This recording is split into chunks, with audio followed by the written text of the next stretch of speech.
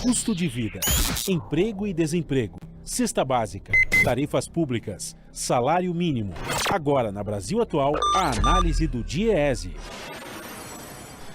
E nós vamos conversar agora com o diretor técnico do DIEESE, Fausto Augusto Júnior. Bom dia, Fausto. Bom dia, Glauco. Bom dia a todos.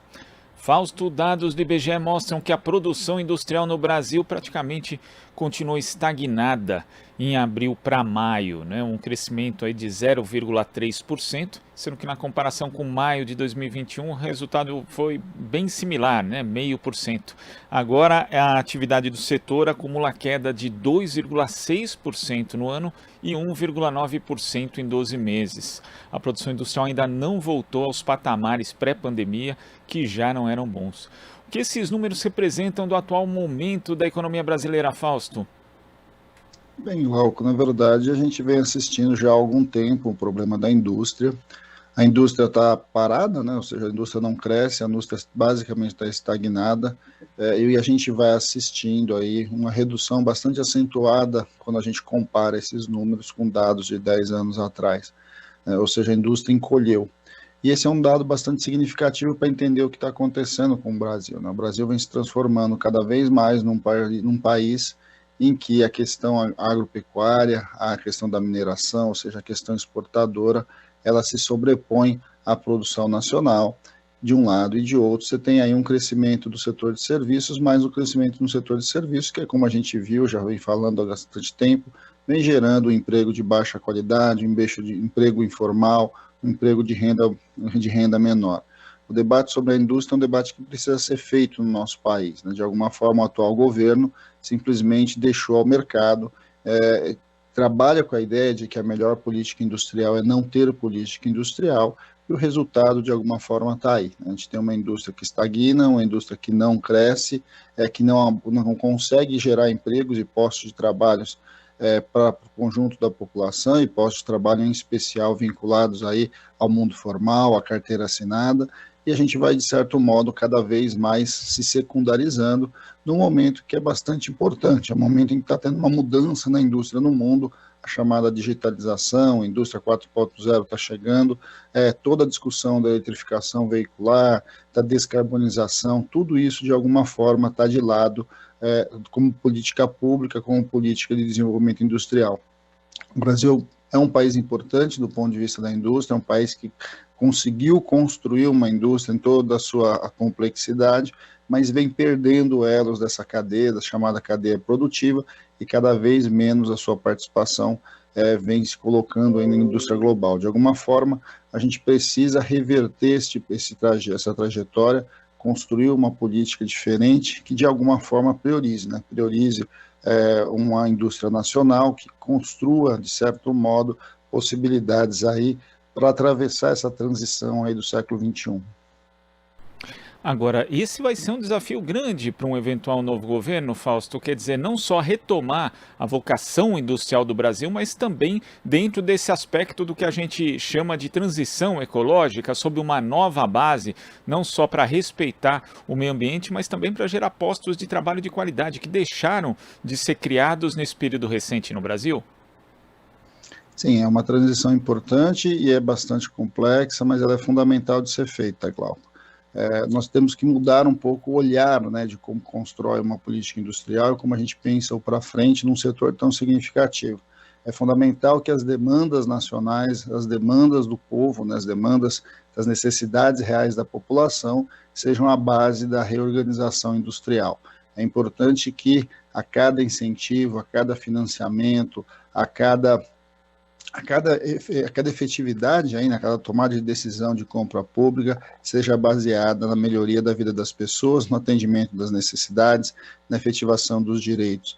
É importante que a gente tenha ali um cenário, né, um movimento que coloque a criação dos empregos formais como centro desse debate. É importante que a gente volte a contratar com carteira assinada, que a gente garanta direitos sociais, que a gente olhe os setores que são mais dinâmicos na geração de emprego. E, por outro lado, é fundamental a gente construir compromissos. Os compromissos com relação ao futuro da indústria passa por investimento em pesquisa e tecnologia, por avanço aí nesse processo todo de descarbonização, de relação com o meio ambiente, a chamada nova indústria, e de alguma forma que a gente vá se alinhando tecnologicamente com o mundo. É importante que a gente garanta a infraestrutura para que tudo isso aconteça. A infraestrutura, por exemplo, toda essa discussão do 5G precisa ser avançada, mas de alguma forma a gente precisa se alinhar do ponto de vista do mercado global.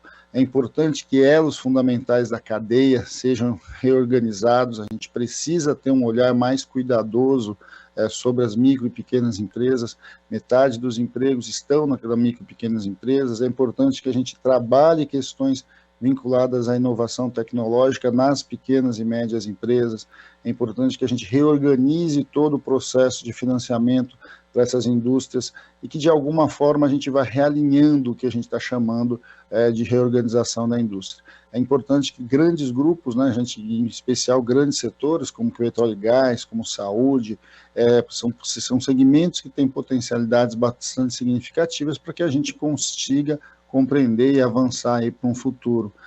A reolhar, né, para o território nacional, entender que diferentes regiões têm potencialidades e demandas diferentes para indústrias diferentes são fundamentais.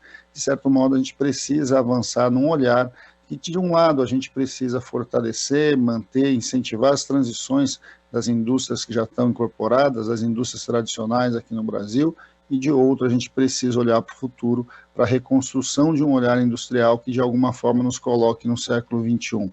Um exemplo disso é o setor automotivo, né? O setor automotivo está passando por uma transformação bastante grande, caminha-se rapidamente para a eletrificação veicular, essa cadeia produtiva precisa ser montada no Brasil, o Brasil precisa, de alguma forma, construir incentivos para avançar nesse tipo de investimento, mas porque é a discussão, inclusive, toda essa questão da descarbonização e etc., de um lado, mas de outro lado, a gente precisa também lidar com as questões vinculadas aí a toda a questão da mobilidade como um olhar ampliado, né, para além, inclusive, do próprio carro individual. Se a gente olhar hoje a indústria automobilística, que tem a ver com esses números, né, uma parte importante da paralisia da nossa indústria tem vinculada ao que está acontecendo na indústria automobilística, que continua com falta de peças, né, de certo modo, mas também mudou o seu portfólio, não mais para carros para o conjunto da população, mas para os segmentos premium, para os segmentos mais ricos.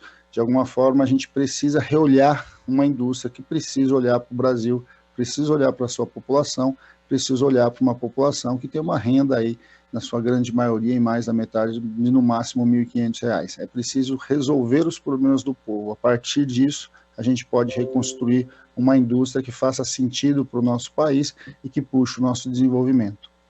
E essa reconstrução só vai ser possível se tiver participação do Estado também, Fausto, porque nós tivemos, por exemplo, no período recente no Brasil, a utilização da Petrobras como instrumento de desenvolvimento de outros setores que não apenas aquele petrolífero, né? Com a política de produção de conteúdo nacional, conseguimos retomar um crescimento da indústria naval, que foi bastante importante em termos de criação de empregos. É necessário que o Estado volte a participar desse jogo, porque senão não tem retomada da indústria. Se deixarmos ao sabor do mercado, o Brasil está destinado a ser uma grande fazenda, uma grande mina, né, Glauco? Assim, tudo que a gente vê, na verdade, é que o mundo olha para o Brasil a partir das suas potencialidades vinculadas ao negócio agroexportador e à mineração. O Brasil precisa retomar a sua vocação industrial. Para isso, o Estado precisa, sim, atuar. O Estado tem 3 grandes ferramentas, né, que são as suas compras públicas. O exemplo que você deu aí da Petrobras foi um exemplo bastante importante. Ele induz a cadeia toda de petróleo e gás.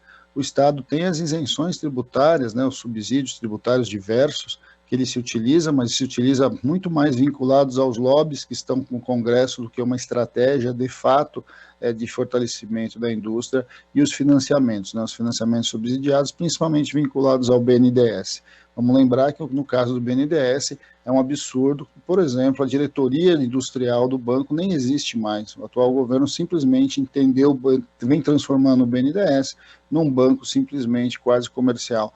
É importante que a gente vá compreendendo que o Estado tem ferramentas fundamentais, ele tem a possibilidade, a capacidade, mas principalmente o dever de induzir um novo desenvolvimento industrial no momento que a indústria está mudando. Mas o atual governo simplesmente abre mão disso, ao contrário, ele caminha para um processo de intensificação dessa primarização, né, da nossa pauta de exportação, da nossa vocação nacional, e simplesmente a gente vai deixando a indústria ir morrendo aos poucos, né, o chamado processo de desindustrialização. Você mesmo citou, na questão da Petrobras, a gente viu como a Petrobras vem sendo se desmontada. Uma grande empresa de energia está se transformando basicamente numa empresa de prospecção de petróleo e de óleo cru. Ou seja, o Brasil vai fazendo com o petróleo o que ele já faz há muito tempo com a soja, com a cana, com o café, e simplesmente, basicamente, faz beneficiamentos muito pequenos e simplesmente exporta o seu produto primário e depois importa o seu produto transformado. É importante que a gente reverta todo esse processo, mas para isso não há a menor dúvida que o Estado precisa induzir, né, de alguma forma, e esta indução do Estado precisa ter um sentido, um caminho, né? E para isso a gente tem indicado sempre que o principal referência para nós reorganizarmos a indústria é esse conjunto de demandas da sociedade brasileira que não são atendidas pelo mercado, não são atendidas pela sociedade e que de alguma forma a gente precisa viabilizar. Nós precisamos viabilizar habitação, nós precisamos viabilizar esgoto, nós precisamos viabilizar saúde pública para todos, medicamentos, ou seja, mobilidade urbana, logística. A gente tem uma necessidade enorme de investimentos em áreas diferentes do Brasil. Quando a gente olha para tudo isso, a gente vê que existem grandes potencialidades, né, do desenvolvimento industrial, mas, por outro lado, precisa de decisão política e precisa de assertividade no gasto público, na política desenhada. E vamos lembrar, né, Glauco, o fato de não ter política industrial no nosso país hoje, por conta de uma opção do Estado, não impede que setores específicos sejam beneficiados e que parte do fundo público seja transferido para setores que são beneficiados simplesmente porque tem mais força dentro do Congresso Nacional ou tem prevalência para dentro aí do governo. Vamos lembrar, a gente exporta muito minério, exporta muito produto agrícola e essas exportações simplesmente não pagam um centavo de imposto. Esses setores que são setores gigantes, setores que se beneficiam e que transferem, inclusive, renda do Brasil para o exterior, simplesmente não pagam tributação, enquanto o conjunto da população paga muito imposto, simplesmente porque, de certo modo, não tem aí as capacidades e os lobbies que esses outros setores têm. É fundamental, então, que a gente rearticule tudo isso para que a gente possa induzir e construir um Brasil do século XXI alinhado com o que está acontecendo no mundo, entre eles a discussão do meio ambiente, a discussão da melhoria e dos direitos sociais. Fausto, muito obrigado pela sua participação aqui no Jornal Brasil Atual de hoje. Até a próxima. Até a próxima, Glauco. Bom dia a todos novamente. Bom dia. Conversamos aqui com o diretor técnico do Diese, Fausto Augusto Júnior.